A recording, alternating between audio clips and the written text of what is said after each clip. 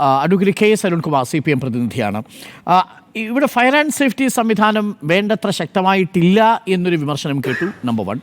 Number 2, പുതിയ കെട്ടിടമാണ്. അവിടെ ഈ ഷോർട്ട് സർക്യൂട്ടും ബാറ്ററിയിൽ നിന്നുള്ള പൊട്ടിത്തെറിയും ഒക്കെ സ്വാഭാവികമായും സംഭവിക്കേണ്ടതല്ല. അതെന്തുകൊണ്ടായിരിക്കും സംഭവിച്ചിട്ടുണ്ടാവുക? ഇതിലൊരു ദുരൂഹതയുണ്ടോ അഡ്വക്കേറ്റ് അരുൺകുമാർ? ഇതിൽ ശരിക്കും കോഴിക്കോട് മെഡിക്കൽ കോളേജിലെ സ്കാനർ മെഷീൻ്റെ UPS കാഷ്വാലിറ്റിയിലുള്ള പുതിയ ബിൽഡിങ്ങിലെ സ്കാനർ മെഷീൻ്റെ UPS റൂമിലാണ് ഷോർട്ട് സർക്യൂട്ട് ഉണ്ടായത് എന്നതാണ് മനസ്സിലാക്കുന്നത്. ശരിക്കും ഈ സ്കാനർ മെഷീൻ ടേൺ കീ കരാർ അനുസരിച്ച് ഇൻസ്റ്റാൾ ചെയ്യുമ്പോൾ നിശ്ചിത കാലത്തേക്കുള്ള അതിൻ്റെ മെയിൻ്റനൻസുമായി ബന്ധപ്പെട്ടുള്ള കരാർ അനുസരിച്ച് ഫിലിപ്സിൻ്റെ മേൽനോട്ടത്തിൽ തന്നെയാണ് അതിൻ്റെ ഇൻസ്റ്റാൾമെൻറ്റും അതിൻ്റെ മെയിൻ്റനൻസും എല്ലാം നടക്കുന്നത്. 6 മാസം മുമ്പ് വിശദമായിട്ടുള്ള പരിശോധനയും മെയിൻ്റനൻസും എല്ലാം നടന്നതാണ്. ഏകദേശം 1.5 വർഷമേ ആയിട്ടുള്ളൂ. അപ്പോൾ ഒരു പ്രത്യേക മെയിൻ്റനൻസ് നടത്തുന്നത് ഫിലിപ്സ് ആണ്. അപ്പോൾ ഏതെങ്കിലും തരത്തിൽ അതിൽ സാങ്കേതികമായിട്ടുള്ള വീഴ്ച പറ്റിയിട്ടുണ്ടോ, ഏതെങ്കിലും മെഡിക്കൽ പരമായിട്ടുള്ള കാരണങ്ങൾ അതിൻ്റെ പിന്നിലുണ്ടോ എന്നതിനെക്കുറിച്ചെല്ലാം വിശദമായിട്ടുള്ള അന്വേഷണം നടത്തിയാൽ മാത്രമേ നമുക്ക് കണ്ടെത്താൻ കഴിയൂ.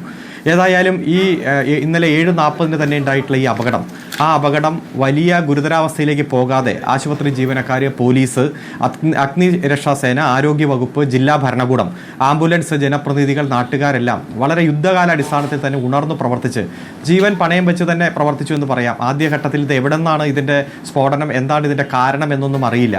പുക അങ്ങ് പടരുകയാണ്. 1ാം നില 2ാം നിലയിലേക്ക് വരെ പുക പടരുന്നു. ആ സാഹചര്യത്തിൽ അവിടെ ഉള്ളിലുള്ള എല്ലാ രോഗികളെയും പുറത്തെത്തിക്കാൻ വേണ്ടി വളരെ ജീവൻ പണയം വെച്ചുള്ള ഉത്തരവാദിത്വത്തോടുള്ള പ്രവർത്തനമാണ് ഈ പറഞ്ഞ കൂട്ടരെല്ലാം നടത്തിയത്. കാഷ്വാലിറ്റിയുടെ മുന്നിലൂടെയുള്ള ഡോറിലൂടെയും പിന്നിലൂടെയുള്ള ഡോറിലൂടെയും മുഴുവൻ രോഗികളെയും പുറത്തെത്തിക്കാൻ കഴിഞ്ഞു. അങ്ങനെ പുറത്തെത്തിക്കുമ്പോഴും ഏതെങ്കിലും തരത്തിൽ അവർക്ക് കൊടുത്തിരുന്ന ഓക്സിജൻ സംവിധാനത്തിൽ നിന്ന് പൂർണ്ണമായി ഊരി മാറ്റിക്കൊണ്ടല്ല, ഓക്സിജൻ സംവിധാനത്തോടു കൂടി തന്നെയുള്ള ട്രോളികളും മറ്റു കാര്യങ്ങളും ഉപയോഗിച്ചുകൊണ്ട് തന്നെയാണ് അവരെ മാറ്റിയത് എന്നതാണ് മനസ്സിലാക്കുന്നത്. ഏതായാലും പ്രാഥമികമായിട്ടുള്ള അന്വേഷണം നടക്കുകയാണ്. ആ അന്വേഷണത്തിൻ്റെ ഭാഗമായിട്ട് ഇപ്പോൾ മെഡിക്കൽ വിദ്യാഭ്യാസ ഡയറക്ടർ തന്നെ അന്വേഷിക്കുന്നു. അതിൽ കൃത്യമായിട്ട് എന്താണ് കാരണം, എന്താണ് ഇത്തരത്തിൽ ഒരു സാഹചര്യം ഉണ്ടായത് എന്നതിനെക്കുറിച്ചുള്ള റിപ്പോർട്ട് വന്നാൽ മാത്രമാണ് നമുക്ക് ഇത് യഥാർത്ഥ കാരണം കണ്ടെത്താൻ കഴിയുക. ഏതായാലും മെയിൻ്റനൻസ് കൃത്യമായിട്ട് ഉണ്ടായിരുന്നു. അത് ഇൻസ്റ്റാൾ ചെയ്തിട്ട് അധികം വർഷമായില്ല. ഈ 1.5 വർഷമേ ആയുള്ളൂ ഈ പുതിയ ബിൽഡിംഗ് ആരംഭിച്ചിട്ട്. എല്ലാ അത്യാധുനിക സൗകര്യങ്ങളുമുള്ള ഏറ്റവും ആധുനികവൽക്കരിക്കപ്പെട്ട ഒരു കാഷ്വാലിറ്റി സംവിധാനമാണ് കോഴിക്കോട് മെഡിക്കൽ കോളേജിൽ പോയിട്ടില്ല. അവിടെ നിന്നും ലഭിക്കുന്ന വിവരം അനുസരിച്ച് വേണ്ടത്ര ഫയർ ആൻഡ് സേഫ്റ്റി സംവിധാനം, ഇതൊക്കെ പ്രത്യേകിച്ച് ഇത്തരം പുതിയ ആധുനിക സൗകര്യങ്ങളൊക്കെ ഉണ്ടെങ്കിൽ അവിടെ ഏതെങ്കിലും തരത്തിലുള്ള ഷോർട്ട് സർക്യൂട്ട് ഉണ്ടായാൽ ഇത് ട്രിപ്പാവുകയും അതുമായി ബന്ധപ്പെട്ട അലാം വരികയും ഒക്കെ ചെയ്യേണ്ട സാഹചര്യങ്ങൾ ഉണ്ടാവണം. നമ്മുടെ ആധുനിക സജ്ജീകരണങ്ങളോട് കൂടിയ ഫ്ലാറ്റുകളിലോ ഹോട്ടലുകളിലോ റെസ്റ്റോറൻറ്റുകളിലോ പോലും അത്തരം സംവിധാനങ്ങൾ ഏർപ്പെടുത്താറുണ്ട്.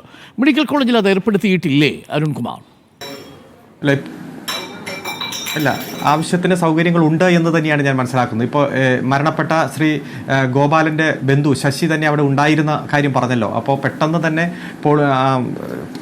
ബ്രോക്കൺ ചെയ്യേണ്ട ചില്ലുകളെല്ലാം ബ്രോക്കൺ ചെയ്ത് അത് തീ പടരാതെ അല്ലെങ്കിൽ ഇതിൻ്റെ പുക പടരാതെ ഒരു 2.5 മണിക്കൂർ കൊണ്ട് പൂർണ്ണമായിട്ടുള്ള റെസ്ക്യൂ പൂർത്തീകരിക്കാൻ കഴിഞ്ഞത് അവിടെയുള്ള മെച്ചപ്പെട്ട ആധുനിക സൗകര്യങ്ങൾ കൊണ്ട് തന്നെയാണ്. പ്രത്യേകിച്ച് ഫയർ ഇല്ലെങ്കിലും പുകയാണ് പടരുന്നത്. അതുകൊണ്ട് ഫയർ ഒഴിവാക്കാൻ വേണ്ടി നീക്കം ചെയ്യുക എന്നുള്ളത് വലിയ ബുദ്ധിമുട്ടുള്ള കാര്യമാണ്. സാധാരണ രീതിയിൽ ഈ പുകയൊക്കെ വരുന്ന സമയത്ത് തന്നെ വളരെ കൃത്യമായിട്ട് സൈറൺ ഉണ്ടാവുകയും അലാം മുഴങ്ങുകയും അതുമായി ബന്ധപ്പെട്ട് ഓട്ടോമാറ്റിക്കായിട്ട് തന്നെ അവിടെ പ്രവർത്തനക്ഷമമാവേണ്ട സംവിധാനങ്ങളുണ്ട്. ഇതൊന്നും അവിടെ ഇല്ല. ഞാൻ മനസ്സിലാക്കുന്നത് അവിടെ ഈ ഫയർ ആൻഡ് സേഫ്റ്റിയുടെ സിലിണ്ടറുകൾ വെച്ചിട്ടുണ്ട്.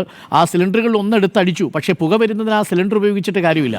പുക തീ കെടുത്താൻ മാത്രമേ സഹായിക്കൂ. അപ്പം അത്തരത്തിലുള്ള എക്സ്റ്റിങ്ക്വിഷർ സംവിധാനം അവിടെ ഉണ്ടായിരുന്നില്ല എന്നുള്ളതാണ് നമ്മൾ മനസ്സിലാക്കുന്നത്. അതിന് കൃത്യത വരണം. ഞാൻ മനസ്സിലാക്കുന്ന പ്രകാരം സാധാരണ സിലിണ്ടറുകളാണ് ഉപയോഗിച്ചത്. ഒരു സെൻട്രലൈസ്ഡ് ഫയർ ആൻഡ് സേഫ്റ്റി സംവിധാനം അവിടെ ഇല്ല എന്നാണ് ഞാൻ മനസ്സിലാക്കുന്നത്. തെറ്റുണ്ടെങ്കിൽ അങ്ങേക്ക് തിരുത്താം. അല്ല, അത് രണ്ടാണ്. ഇപ്പോൾ ഫയർ ഉണ്ടായിട്ട് കത്തുന്ന തീ കെടുത്തുന്നതും പുക മാത്രം വരുമ്പോൾ ഉണ്ടാകുന്ന പുക നിർമ്മാർജ്ജനം ചെയ്യാൻ വേണ്ടി സ്വീകരിക്കേണ്ട നടപടികളും രണ്ടാണ്.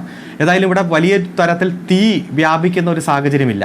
അപ്പോൾ അവിടെ ഒരു ആധുനിക ബിൽഡിംഗ് 1.5 വർഷം മുമ്പ് ഉദ്ഘാടനം ചെയ്യപ്പെട്ട ബിൽഡിംഗ് എന്ന രൂപത്തിൽ ഒരു കാഷ്വാലിറ്റിയിൽ സൂക്ഷിക്കേണ്ടതായിട്ടുള്ള അത്യാധുനികമായിട്ടുള്ള സൗകര്യങ്ങൾ തീ കെടുത്താനും അതുപോലെ അത്തരത്തിൽ സ്ഫോടനമുണ്ടായി പുക വന്നാൽ അത് നിർമ്മാർജ്ജനം ചെയ്യാനുള്ള സംവിധാനമുണ്ട്. ആ സംവിധാനം കാര്യക്ഷമമായി തന്നെ പ്രവർത്തിപ്പിക്കാൻ അവിടെ എത്തിയ പോലീസിനും ഫയർഫോഴ്സിനും ഇതിൽ എക്സ്പെർട്ടായിട്ടുള്ള ജീവനക്കാർക്കുമെല്ലാം കഴിഞ്ഞിട്ടുണ്ട്. പ്രത്യേകിച്ച് നാട്ടുകാരും ബന്ധുക്കളും അടക്കം ഇതിൻ്റെ സഹായ പ്രവർത്തനങ്ങൾക്ക് വേണ്ടിയിട്ട് ആരോഗ്യവകുപ്പും ജില്ലാ ഭരണകൂടം ഓടി എത്തിച്ചേർന്നു. അവരെല്ലാം ചേർന്ന് നടത്തിയ പ്രവർത്തനത്തിൻ്റെ ഭാഗമായിട്ടാണ് വലിയ അപകടങ്ങൾ ഉണ്ടാകാതെ, കാരണം ഇപ്പോൾ പറഞ്ഞല്ലോ 99% സാധ്യതയില്ല എന്ന് പറഞ്ഞ രോഗിയാണ് മിസ്റ്റർ ഗോപാലൻ എന്ന് അദ്ദേഹത്തിൻ്റെ മരുമകൻ ശ്രീ ശശി തന്നെ സൂചിപ്പിക്കുകയുണ്ടായി. അപ്പോൾ അത്തരത്തിൽ ഏറ്റവും അത്യാസന്ന നിലയിലുള്ള രോഗികളാണ് അവിടെ ഉണ്ടായിരുന്ന ഭൂരിഭാഗം ആളുകളും. അതുകൊണ്ടാണല്ലോ കാഷ്വാലിറ്റി തന്നെ ICUവിൽ തന്നെ അവരെ അഡ്മിറ്റ് ചെയ്തിരിക്കുന്നത്, ഓക്സിജൻ കൊടുത്ത് തന്നെ. അപ്പോൾ അത്തരത്തിൽ മരണകാരണം എന്താണ്, പുക ശ്വസിച്ചത് കൊണ്ട് മാത്രമാണോ, അതിൽ പുക ശ്വസിച്ചത് കൊണ്ടാണോ എന്നതിനെക്കുറിച്ച് വിശദമായിട്ടുള്ള പോസ്റ്റ്മോർട്ടം റിപ്പോർട്ടും കാര്യങ്ങളെല്ലാം വരികയാണ്. ഏതെങ്കിലും തരത്തിൽ അവിടെ കുറവുകൾ വന്നിട്ടുണ്ടോ ജീവനക്കാരുടെ ഭാഗത്തുനിന്നോ, അല്ലെങ്കിൽ ഏതെങ്കിലും അത്യാധുനിക സൗകര്യങ്ങൾ പ്രയോജനപ്പെടുത്തുന്ന കാര്യത്തിൽ കുറവ് വരികയോ, അല്ലെങ്കിൽ മെഷീനുകൾ സ്ഥാപിക്കുന്ന കാര്യത്തിൽ കുറവുണ്ടോ, അതെല്ലാം അന്വേഷണത്തിൻ്റെ ഭാഗമായിട്ടാണ് കണ്ടെത്താൻ കഴിയുക. ആരോഗ്യമന്ത്രി തന്നെ അവിടെ നേരിട്ടെത്തി പ്രവർത്തനങ്ങൾക്ക് നേതൃത്വം കൊടുക്കുകയാണ്. ജില്ലാ ഭരണകൂടം ഉണർന്നു പ്രവർത്തിച്ചു കൊണ്ടിരിക്കുകയാണ്. മുഖ്യമന്ത്രി പറഞ്ഞതുപോലെ ഒരിക്കലും സംഭവിക്കാൻ പാടില്ലാത്ത, പ്രത്യേകിച്ച് ഇത്രയും സൗകര്യങ്ങളുള്ള ഏറ്റവും ആധുനിക ഹോസ്പിറ്റലിൽ സംഭവിക്കാൻ പാടില്ലാത്ത കാര്യമാണ് സംഭവിച്ചത്. കാരണം കണ്ടെത്തട്ടെ, ഏതെങ്കിലും തരത്തിൽ പരിഹരിക്കാൻ വേണ്ടിയിട്ടുള്ള നടപടിയാണ് ഗവൺമെന്റ് സ്വീകരിക്കുന്നത്. മന്ത്രിക്കാണെന്നാണ് പ്രതിപക്ഷം ഇന്ന് പറഞ്ഞത്. അല്ല, അതിലൊരു ആക്സിഡന്റ് ആണല്ലോ, യാദർച്ഛികമായിട്ട് സംഭവിക്കുന്ന കാര്യങ്ങളെയല്ലേ നമ്മൾ ആക്സിഡന്റ് എന്ന് പറയുന്നത്. ഏതെങ്കിലും തരത്തിൽ ഒരു ആക്സിഡന്റ് ഉണ്ടാകുമ്പോൾ അതിൽ പെട്ടെന്ന് അത് നിലച്ചിരിക്കാതെ ഹോസ്പിറ്റലിൽ കത്തി അമർന്നത് യന്ത്രസാമഗ്രികളാണ്. അപ്പോൾ അത് മെയിൻ്റനൻസ് ഉണ്ട്. ആ മെയിൻ്റനൻസിന് പ്രത്യേകമായിട്ട് കരാർ ഫിലിപ്സ് കമ്പനിക്ക് തന്നെയാണ്. അപ്പോൾ ഫിലിപ്സ് കൃത്യമായിട്ട് അത് നടത്തിക്കൊണ്ടിരിക്കുകയാണ്. അതിൽ ധാർമ്മിക ഉത്തരവാദിത്തത്തിൻ്റെ ഒരു കാര്യങ്ങളെല്ലാം ഉണ്ടോ എന്ന് അന്വേഷണ റിപ്പോർട്ടിൽ ഏതെങ്കിലും ഒരു ലാപ്സ് ആരുടെയെങ്കിലും ഭാഗത്തുനിന്ന് ഉണ്ടെങ്കിൽ മാത്രമാണ് അതിൽ നമുക്ക് പറയാൻ കഴിയുക. ഏതായാലും അന്വേഷണ റിപ്പോർട്ട് വരട്ടെ. ഗവൺമെന്റ് ശക്തമായി തന്നെ എല്ലാ ഭാഗം കാര്യങ്ങളും പരിശോധിക്കണം. അതിന് മുമ്പാണ്